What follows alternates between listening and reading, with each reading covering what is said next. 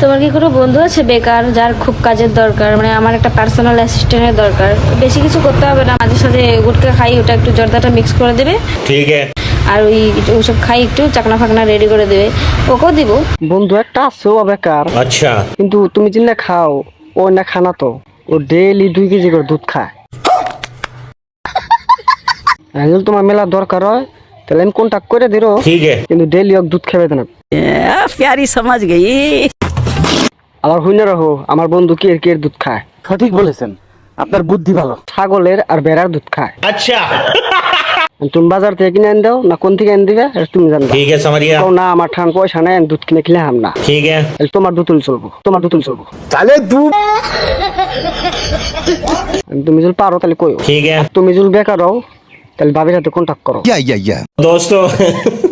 আর তোমার যদি কোনো বন্ধু বেকার থাকে তাকে ভিডিওটা শেয়ার করে দাও, ভাবির বল থাকবার নিয়ে সুযোগ করে দাও। क्या? ये क्या पकड़े हो मादरचोद?